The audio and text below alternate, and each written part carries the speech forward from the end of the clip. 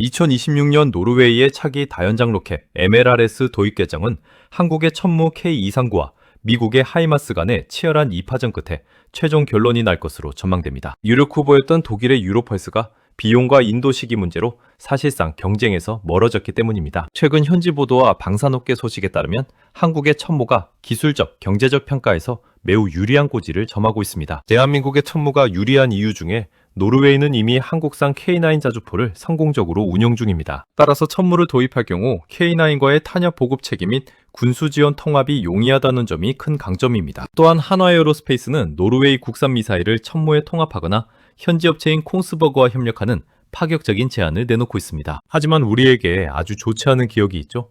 바로 2023년 한국 방산계에 큰 아쉬움을 남겼던 K2 전차 수주 사업의 사례가 떠오릅니다. 유럽에서 대한민국에게 따라다니는 유럽 텃세, 정치적 선택이 2026년 결정의 최대 변수로 작용할 수 있습니다. 살펴보면 하이마스는 미국 및 다수의 나토 회원국이 운용하는 표준 무기 체계입니다. 노르웨이가 상호 운용성과 대미 관계를 최우선으로 고려한다면 성능이 다소 부족하더라도 하이마스를 선택할 가능성을 배제할 수 없습니다. 과거 노르웨이군은 K2 전차를 추천했으나 정부 차원의 정치적 판단으로 독일의 레오파르트 2A8을 선택했던 전례가 있습니다. 이번에도 군의 기술적 판단과 정부의 정치적 판단이 엇갈릴지가 관건입니다. 지루하지만 잠시 노르웨이 K239 천무 도입에 관한 수출을 이해하는 데 도움이 돼 향후 일정과 사업 규모를 살펴보도록 할까요? 2025년 말부터 2026년 초까지 최종 후보 확정 및 막바지 협상을 진행하고 2026년 중에 노르웨이 의회 승인 및 최종 사업자 발표를 할 예정입니다. 전체 예상 규모는 약 2조 6,500억 원 정도 투입될 예정입니다. 도입 수련은 노르웨이 국방부 정보 요청서에 따르면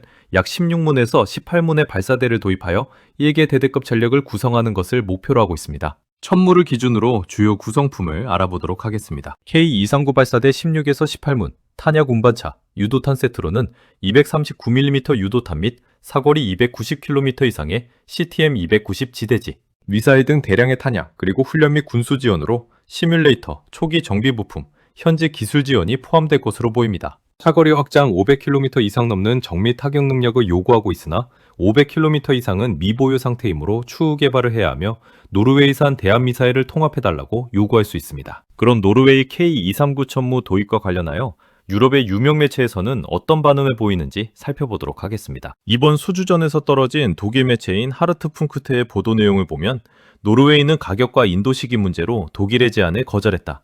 이로 인해 한국의 천무가 강력한 선두주자로 부상했다고 평가했습니다. 전반적인 내용은 노르웨이 국방물자청이 독일의 유로펄스를 후보군에서 공식 제외했다고 보도했습니다. 다음은 유럽 전문 매체인 디펜스 익스프레스 밀리타르니는 천무는 폴란드 호마르 K 사례처럼 노르웨이 현지 차량과 시스템을 통합하는데 매우 개방적이다.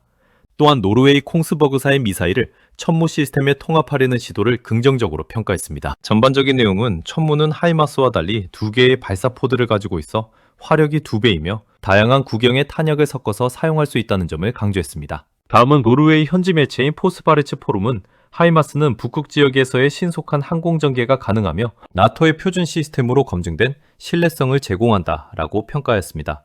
전반적인 내용은 노르웨이군 내부에서는 이미 하이마스를 운용 중인 미국 및 나토 동맹국들과의 연합작전 능력을 중시하는 목소리가 크다고 강조했습니다. 마지막으로 종합분석 매체 제인스 및 국방전문 분석가들은 2026년의 결정을 성능 대 정치의 구도로 보고 있습니다.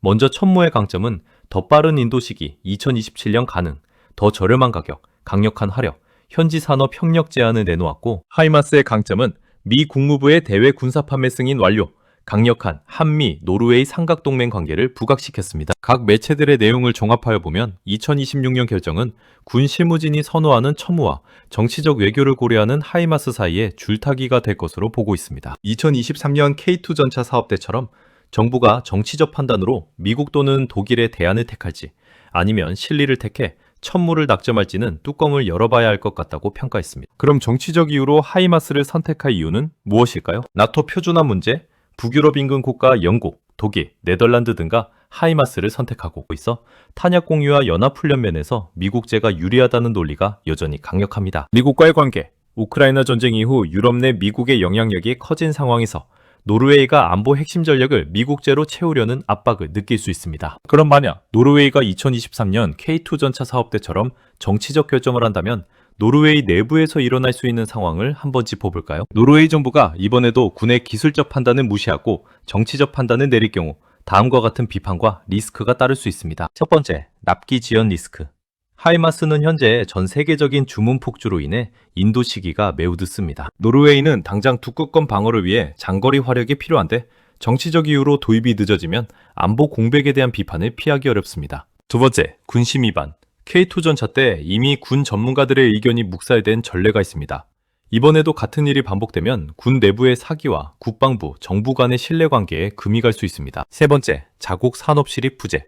한화는 노르웨이의 자랑인 NSM 해성급 배합미사일을 천무에 통합해 수출길을 열어주겠다는 파격 제안을 했습니다. 미국의 하이마스는 자국 무기 체계의 폐쇄성 때문에 이런 협력이 어렵습니다. 이를 거절하는 것은 노르웨이 현지 방산업체, 콩스버그 등의 이익을 버리는 꼴이 됩니다. 이번에는 2023년 K2 전차 프로젝트와 2026년 K239 천무 프로젝트가 대외적으로 사정이 달라진 점을 확인해 보겠습니다. 첫 번째, 핵심 라이벌이 독일이 아니고 미국이라서 경제적 관점에서 대립되는 상황이 없습니다.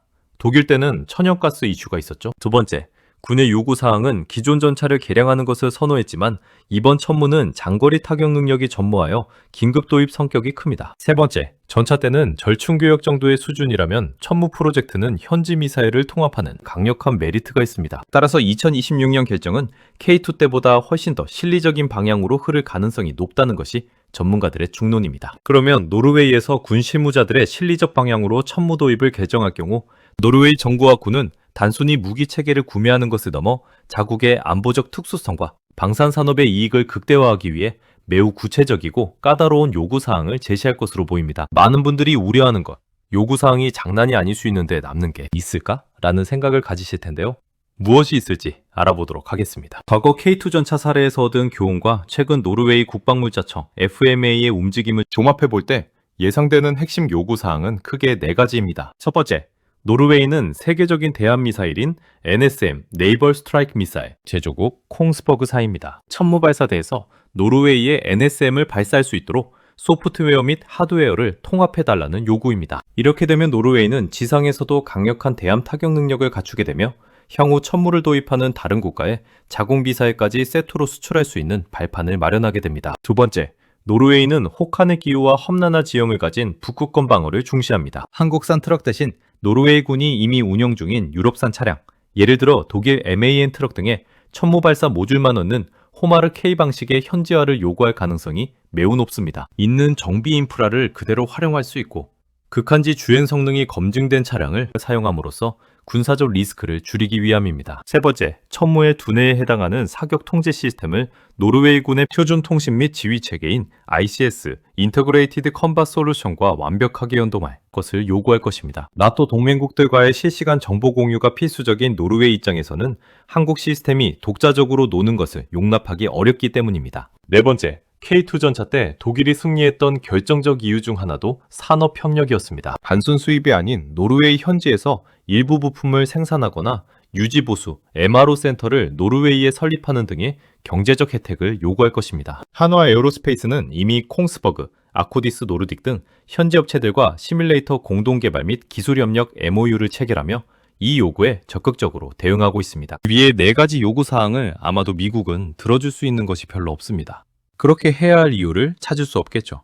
하이마스를 요청하는 국가가 너무 많은데, 그리고 최근 에스토니아가 하이마스를 버리고 대한민국 천무로 갈아탄 이유도 앞기 대응 문제였으니 말입니다. 노르웨이의 요구사항은 껍데기는 한국의 천무지만 말맹이, 즉 차량, 통신, 일부 탄약은 노르웨이화된 시스템을 만드는 것입니다. 한화가 이러한 까다로운 맞춤형 제작 조건을 얼마나 수익성 있게 받아들이느냐가 2026년 최종 승패의 열쇠가 될 것입니다. 이제 한국 천무가 이 프로젝트를 수주함으로 해서 실익을 얻는 것은 무엇인지 알아보겠습니다. 첫 번째, 방사는 한 번 팔고 끝나는 것이 아닙니다.